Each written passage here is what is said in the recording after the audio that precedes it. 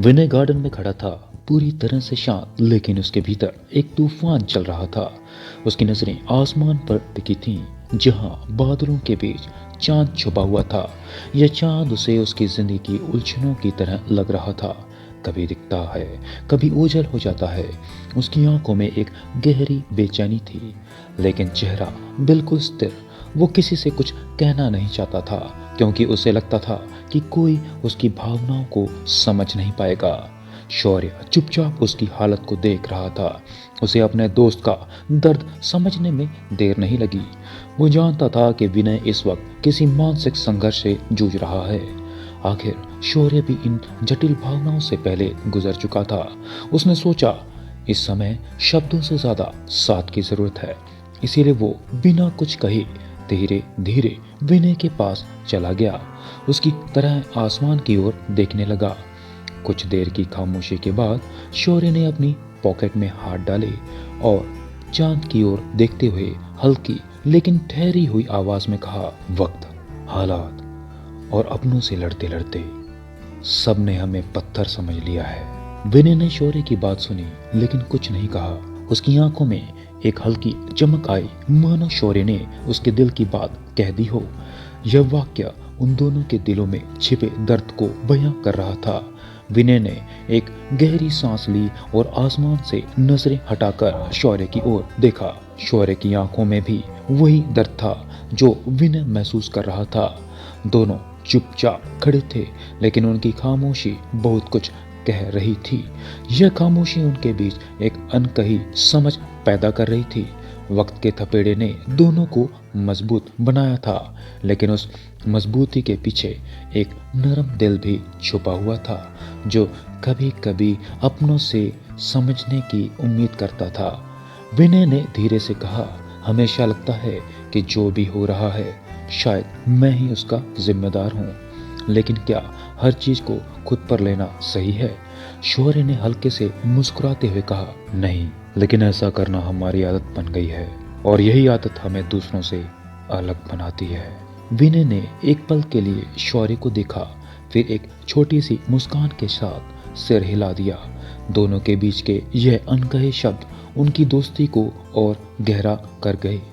विनय की निगाहें अब भी आसमान में बादलों के पीछे छुपे चांद को खोज रही थी। उसकी आवाज में गहरी सोच और एक हल्का सा दर्द था। उसने धीरे धीरे कहा, और ये सब भूल गए हैं कि हर पत्थर बनी चीज कठोर नहीं होती। कभी कभी खुद को और अपने परिवार को बचाने के लिए बस पत्थर का आकार लेना पड़ता है, लेकिन अंदर से वो पत्थर भी कभी कभी मोम जैसा नरम होता है। विनय की बात सुन शौर्य कुछ पल के लिए खामोश हो गया।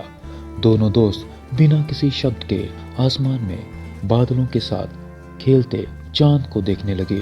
उनकी खामोशी में जो गहराई थी वो शब्दों से कहीं ज्यादा गहरी थी। उस पल में ऐसा लग रहा था जैसे दोनों की आत्माएं एक दूसरे का दर्द महसूस कर रही थी। कुछ देर बाद विनय ने शौर्य की तरफ देखा। उसकी आंखों में अब पहले की तरह वो उदासी नहीं थी, बल्कि एक हल्की मुस्कान तैर रही थी। वो शौर्य को देखकर हल्के मजाकिया लहजे में बोला, वैसे पता है, आज मुझे तुझसे बहुत जलन हो रही है। शौर्य ने अपनी भौहें चढ़ाते हुए और थोड़ी बेपरवाही से कहा, जलन? तुम और मुझसे? ये डिपार्टमेंट तो हमेशा आर्यन का था ना, वो ही हर वक्त जलता रहता है, और अब तुम भी? सीरियसली? विनय हल्के से हंस पड़ा। उसकी मुस्कान में अब हल्कापन और सुकून था। उसने मजाकिया लहजे में कहा, हाँ सही कहा, लेकिन आज मुझे भी इस डिपार्टमेंट में एडमिशन लेने का मन कर रहा है, क्योंकि आज तेरे पास वो हीरा है जिसे देखकर आर्यन क्या कोई भी जल जाए। शौर्य ने विनय की बात सुनकर उसे सवालिया नजरों से देखा और गंभीर लहजे में कहा, हीरा? क्या कहने की कोशिश कर रहा है तू? विनय ने हल्की मुस्कान के साथ उसके कंधे पर हाथ रखा और एक चमकती आंखों में खुशी लिए कहा, हाँ यार, हीरा भाभी वो नायाब हीरे की तरह है, जिसकी चमक ने हम सबकी जिंदगी में खुशियों की रोशनी भरती है। उनकी वजह से घर घर लगता है, वरना पहले यहाँ हर कोने में बस सन्नाटा ही गूंजता था। फिर उसने हल्का मुंह बनाते हुए और मजाकिया लहजे में कहा, और तू है कि इस नायाब हीरे की कदर ही नहीं करता। बता दूं, कहीं ऐसा ना हो कि तू जब तक उनकी कदर करना सीखे कोई और आकर तेरा ये हीरा चुरा ले जाए। सोच क्या करेगा तू फिर। विनय की बातों में हल्की सी चुटकी जरूर थी, लेकिन उसके शब्द सीधे शौर्य के दिल पर असर कर गए। शौर्य एकदम गंभीर हो गया। उसकी आंखों में अचानक से हलचल दिखने लगी। वो कुछ बोल नहीं सका, लेकिन उसके चेहरे पर बेचैनी की एक साफ रेखा खींच गई थी। विनय ने मन ही मन मुस्कुराते हुए सोचा, यही तो चाहिए था मुझे, तेरे अंदर वो डर लाना जो अब तक तूने कभी महसूस नहीं किया। वही डर जिसे खोने का एहसास तुझे अपनी भावनाओं को समझने पर मजबूर करेगा। शौर्य अपने ख्यालों में डूब चुका था। उसे पहली बार एहसास हो रहा था कि वाणी उसकी जिंदगी में क्या मायने रखती है। विनय ने उसकी गंभीरता को देखते हुए धीरे से कहा, महसूस कर शौर्य, वो एहसास जो भाभी के लिए तेरे दिल के किसी कोने में दबा हुआ है, क्योंकि यही बेचैनी तुझे वो करने पर मजबूर करेगी जो तूने आज तक कभी सोचा भी ना था। अपनी फीलिंग्स जाहिर कर इससे पहले कि देर हो जाए। शौर्य की आंखों में अब हल्की सी घबराहट थी। वो खुद को संभालने की कोशिश कर रहा था, लेकिन विनय के शब्दों ने उसकी दुनिया को झकझोर कर रख दिया था। उसने दिल ही दिल में सोचा, क्या सच में वाणी को खोने का डर महसूस कर रहा हूं मैं? क्या मैं अब तक अपने जज्बातों से भागता आ रहा हूं? विनय शौर्य को अपनी उलझनों और बेचैनी के बीच जूझता छोड़कर चुपचाप वहां से निकल गया। शौर्य वहीं गार्डन में खड़ा बादलों के बीच छुपे चांद को देखता रहा। उसके भीतर चल रही उथल पुथल ने उसे अपनी जगह से हिलने तक नहीं दिया। उसने कई पल वहीं खामोशी में बिता दिए, अपने जज्बातों और हालातों से लड़ते हुए। उसके मन में वाणी की छवि बार बार उभर रही थी। क्या वो सच में उसे खोने के डर से घिर चुका था? उसने गहरी सांस ली और खुद को शांत करने की कोशिश की, लेकिन दिल अब भी बेचैन था।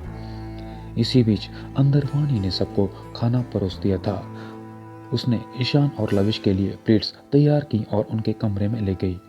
ईशान तो खाना देखते ही टूट पड़ा। वो किसी की परवाह किए बिना अपनी प्लेट खत्म करने में जुट गया। लविश ने हालांकि वाणी के दिए खाने से मना कर दिया। मुझे भूख नहीं है, उसने उदास लहजे में कहा।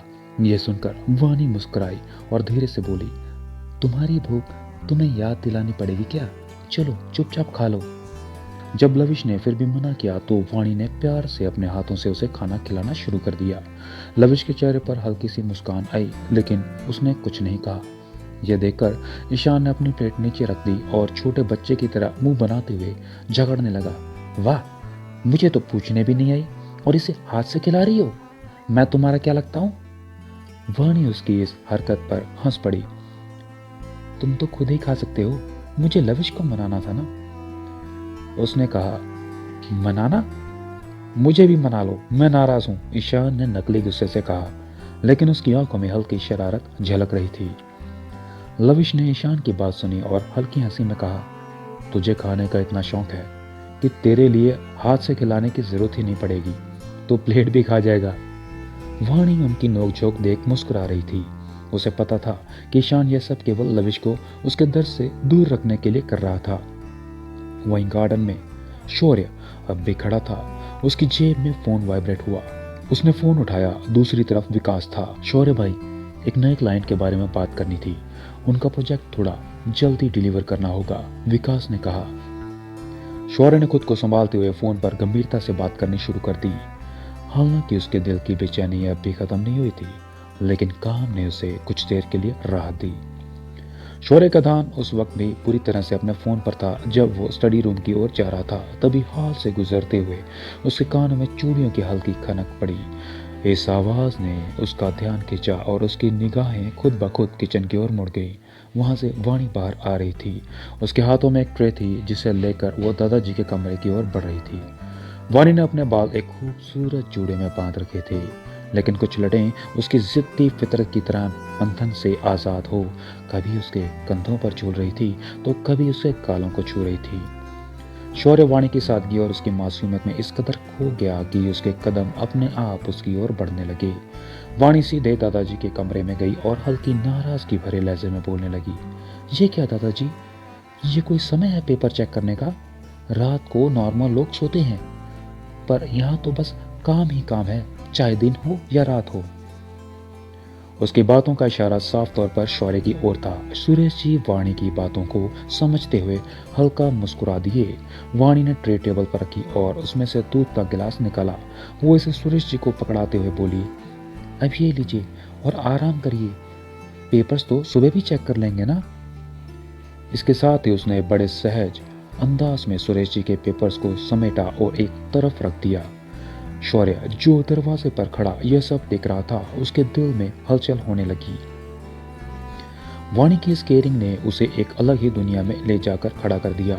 उसकी नजरों में वाणी का रूप और उसकी प्यारी बातें बस गूंजने लगी। शौर्य का एहसास हो रहा था कि वो उसके लिए अब सिर्फ एक परिवार का हिस्सा नहीं, बल्कि उसके दिल का हिस्सा बन चुकी है। सुरेश जी वाणी की मीठी बात सुनकर हंसते हुए बोले, हम तो बस यूं ही खोल दिए बेटा, अब इस उम्र में जल्दी नींद कहाँ आती है, और जब तक तुम हमें हक से डांट कर सोने को नहीं कहती, तब तक तो बिल्कुल भी नहीं आती। उनकी बातों में एक स्नेह भरी मुस्कान थी, जिसमें वाणी के प्रति उनका असीम प्यार झलक रहा था। वाणी ने हल्की नाराजगी दिखाते हुए पूछा, अच्छा, इसका मतलब आपने अपनी रात की दवाई भी नहीं ली होगी, है ना। उसकी आवाज में चिंता और अधिकार का मिश्रण था, जिसे सुरेश जी भी महसूस कर सकते थे। सुरेश जी ने अपनी नजरें चुराते हुए हल्के से मुस्कुराते हुए जवाब दिया, हम तो बस खाने ही वाले थे। उनकी आवाज में छुपा हल्का झूठ साफ सुनाई दे रहा था। वाणी ने उनकी बात सुनकर अपनी भौहें चढ़ाई और घूरते हुए बोली, हाँ, और वो तो मुझे पता है दादाजी, आप दिन ब दिन अपनी सेहत के लिए लापरवाह होते जा रहे हैं। ये कहते हुए वो अलमारी से उनकी दवाई निकाल कर लाई और उन्हें पकड़ाते हुए बोली, लीजिए, इसे खा लीजिए, वरना कल सुबह मैं खुद माँ से आपकी शिकायत कर दूंगी। सुरेश जी ने दवा लेते हुए हंसते हुए कहा, हम लापरवाह नहीं हुए बेटा, बस तुमने हमारी आदत बिगाड़ दी है। अब तुम्हारी देखभाल के बिना सब अधूरा सा लगता है। वाणी उनकी बात सुन हल्के से मुस्कुरा दी। फिर उसने उन्हें प्यार से लिटाते हुए कंबल उड़ाया और कहा, चलिए अब सो जाइए, रात बहुत हो गई है, कल सुबह माँ की पूजा में भी जाना है। सुरेश जी ने वाणी की बात सुनते हुए मुस्कुराकर सिर हिलाया और आराम से बिस्तर पर लेट गए। वाणी ने उनके ऊपर कंबल ठीक किया, यह सुनिश्चित किया कि वो पूरी तरह से कवर हैं। फिर उसने कमरे की लाइट्स ऑफ कर दी और ट्रे लेकर बाहर निकल आई। इधर शौर्य जो खिड़की के पास खड़ा था, उसने यह पूरा दृश्य देखा। वाणी का अपने परिवार के प्रति स्नेह और जिम्मेदारी उसे किसी जादू से कम नहीं लग रही थी। सुरेश जी को उसकी मीठी डांट सुनते हुए वो हल्के से मुस्कुरा उठा। सेल्फलेस केयर, उसने मन ही मन सोचा, वाणी का बिना किसी स्वार्थ के अपने परिवार का ध्यान रखना उसे बेहद खास लगा। शौर्य की नजरें बार बार वाणी पर टिक जाती थी। वो अनजाने ही उसके हर छोटे बड़े हाव भाव को देख रहा था। जब वाणी हाल से ऊपर की ओर बढ़ी तो शौर्य भी जैसे उसकी आहटों के साथ खींचता चला गया। उसकी खनकती चूड़ियां किसी मधुर संगीत की तरह लग रही थी। वाणी से आती हल्की सी खुशबू जैसे शौर्य के रोम रोम को महका रही थी। ऊपर पहुंचकर वाणी ने देखा कि ईशान और लविश गहरी नींद में है। उसने ट्रे से आइस पैक निकाला और लविश के कंधे पर रखकर उसे सहलाया। फिर उसने बड़े प्यार से ईशान और लविश दोनों को कंबल उड़ाया। लविश के सिर के नीचे तकिया ठीक करते हुए वह हल्के से मुस्कुराई। कमरे से बाहर निकलते समय उसने लाइट्स ऑफ कर दी और एक नज़र उन दोनों पर डाली। वो नहीं जानती थी कि शौर्य दूर से खड़ा यह सब देख रहा है। शौर्य का मन अब उसके बारे में और जानने को व्याकुल हो रहा था। शी इज इनक्रेडिबल, उसने धीरे से कहा और वाणी की ओर देखते हुए हल्के कदमों से वहां से हट गया। शौर्य वाणी के पीछे पीछे चोरी चुपके उसके हर छोटे बड़े काम और परवाह को देख रहा था। उसकी हर हरकत, हर मुस्कान और हर जिम्मेदारी को निभाने का तरीका शौर्य के दिल में एक अजीब सी कशिश पैदा कर रहा था। वो यह सब देखकर अनजाने ही अपनी दादाजी की कई बातों को याद करने लगा। दादाजी ने कभी उसे समझाते हुए कहा था, घर बिना औरतों के एक वीरान हवेली जैसा होता है। लोग तो रहते हैं पर रौनक नहीं।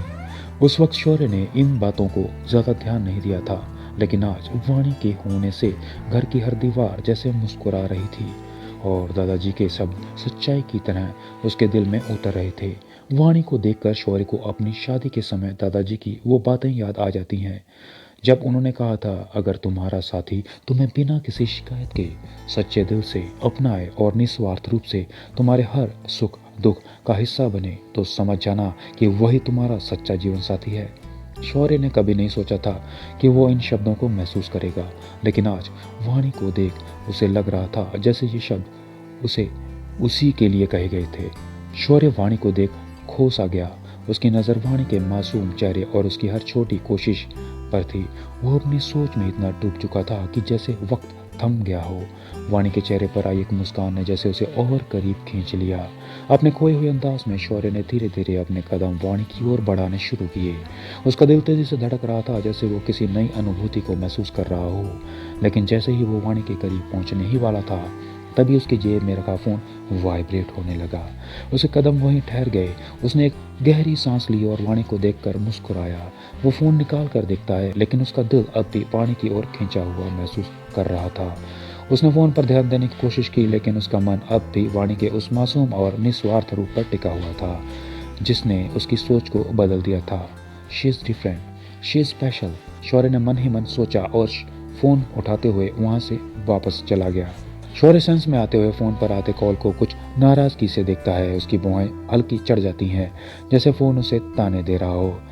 कॉलर आईडी पर एक नज़र डालते ही वो बिना कॉल उठाए एक गहरी सांस भरते हुए वहां से बाहर निकल जाता है। दूसरी तरफ वाणी सारे काम निपटाकर जैसे ही अपने कमरे की ओर जाने को होती है, तभी प्रकाश जी के कमरे से कुछ गिरने की आवाज़ सुनाई देती है। यह आवाज़ सुनकर वाणी का दिल तेजी से धड़क उठता है। उसकी चाल एकदम तेज हो जाती है और वो तुरंत प्रकाश जी के कमरे की ओर बढ़ जाती है। उसकी आंखों में चिंता और चेहरे पर हल्की सी परेशानी साफ झलक रही थी। वहीं शौर्य स्टडी रूम में अपनी फाइलों में गुम था। उसके चेहरे पर थकान की लकीरें साफ दिखाई दे रही थी, लेकिन उसकी मेहनत में कोई कमी नहीं थी। फाइलें पलटते पलटते जब उसने अपना सिर उठाया तो उसकी नज़र घड़ी पर पड़ी। घड़ी की सुइयां 3 बजा रही थी। शौर्य को यह देखकर कोई हैरानी नहीं हुई। रात अब अपने अंतिम चरण पर थी और सुबह की दस्तक करीब थी। थका हुआ शौर्य अपनी फाइलें समेटकर स्टडी रूम से बाहर निकला। वो धीमे कदमों से अपने कमरे की ओर बढ़ा, दरवाजे को हल्के से खोला और बिना कोई आवाज़ किए बिस्तर के उस ओर जाकर लेट गया जहां वाणी लेटी हुई थी। शौर्य लेट तो गया, लेकिन नींद उससे कोसों दूर थी। उसकी आंखें बंद थी, पर दिमाग लगातार चल रहा था। उसकी सोच बार बार विनय की बातों की ओर लौट रही थी। कहीं ऐसा न हो कि जब तक तू कदर करना सीखे, कोई तेरे नायाब हीरे को तुझसे चुरा कर ले जाए। विनय की यह बात उसकी हर सोच पर हावी हो रही थी। शौर्य ने अपनी आंखें खोल ली और छत की ओर देखने लगा। वाणी की परवाह, उसका हर छोटा बड़ा काम और उसकी निस्वार्थता, सब कुछ उसकी आंखों के सामने घूमने लगा। Is it too late? Shaurya ने मन ही मन खुद से सवाल किया। वो यह सोचकर परेशान था कहीं वो खुद अपनी जिंदगी की सबसे कीमती चीज को खो न दे। उसका दिल बेचैन हो उठा और वो करवट बदलकर वाणी की ओर देखने लगा। शौर्य सोचते सोचते बेचैन हो चुका था। करवटें बदलते हुए वह अपने मन को शांत करने की कोशिश करता रहा। उसका दिल मानो किसी अनकही उलझन में फंसा था। वो जब वाणी की ओर करवट लेता है, तभी वाणी भी उसी वक्त उसकी ओर मुड़ती है और उसका हाथ अपने हाथों में ले लेती है। वाणी के इस अचानक से किए स्पर्श से शौर्य एक पल के लिए ठिठक गया। उसकी नज़रें पहले अपने हाथों पर टिकती हैं, जहां वाणी के कोमल हाथ उसके हाथ पर रखे हुए थे। फिर उसकी नज़रें धीरे धीरे ऊपर उठकर वाणी के मासूम चेहरे पर जा टिकती हैं। उस शांत चेहरे को देखते ही शौर्य का बेचैन दिल जैसे किसी सुकून की छांव पा गया हो। शौर्य को वाणी के स्पर्श से न सिर्फ सुकून का एहसास होता है, बल्कि एक अनकही सुरक्षा और भरोसे का भी। वो धीमे से वाणी का हाथ कसकर थाम लेता है, जैसे उसे कभी छोड़ना ना हो, और करीब खिसक कर उसके पास आ जाता है। उसकी आंखों में अब कोई उलझन नहीं थी, सिर्फ वाणी के लिए प्यार और सम्मान था। शौर्य उसे अपलक निहारते हुए धीरे धीरे नींद की आगोश में समा गया। लेकिन जैसे ही शौर्य की आंखें बंद होती हैं, वाणी की खुल जाती हैं। उसकी पहली नज़र शौर्य के चेहरे पर पड़ती है, जो अब बिल्कुल शांत था। उसके होठों पर हल्की सी मुस्कान थी, जैसे उसने कोई सुकून भरा सपना देख लिया हो। वाणी की नज़र अपने हाथों पर जाती है, जहाँ शौर्य ने उसका हाथ कसकर पकड़ा हुआ था। वाणी के मन में हलचल सी मच जाती है। एक पल को उसे लगता है कि शायद वो कोई खूबसूरत सपना देख रही है। Is this real? वो खुद से सवाल करती है, लेकिन अगले ही पल शौर्य की गहरी सांसों की खुशबू और उसे गर्माहट उसे यह एहसास दिलाती है कि यह कोई सपना नहीं, बल्कि हकीकत है। वाणी धीरे से मुस्कुराती है और अपना हाथ खींचने की कोशिश करती है, लेकिन शौर्य की पकड़ इतनी मजबूत थी कि उसने हार मान ली। वो चुपचाप उसे देखते हुए बुदबुदाती है, आपको शायद पता नहीं, पर आपका यह साथ मेरे लिए सब कुछ है। और फिर अपनी आंखें बंद कर लेती है, इस पल को दिल में समेटते हुए। वाणी का दिल धड़कने लगता है और वो अपने मन को शांत करने की कोशिश करती है, पर फिर कुछ सोचती है। कब तक इस हसीन पल को जीने की खुशी और डर का मिश्रण उसके दिल में था। वो जानती थी कि यह पल कितना खास है, लेकिन उसकी चिंताएं उसे रोक रही थी। क्या यह स्थिर रहेगा? क्या वो इस प्यार को हमेशा बनाए रख पाएगी? इससे आगे की कहानी जानने के लिए सुनते रहिए मजबूरी की शादी का अगला एपिसोड, सिर्फ मिस स्टोरी यूट्यूब चैनल पर। अगला एपिसोड सुनने के लिए मिस स्टोरी चैनल को अभी सब्सक्राइब कीजिए।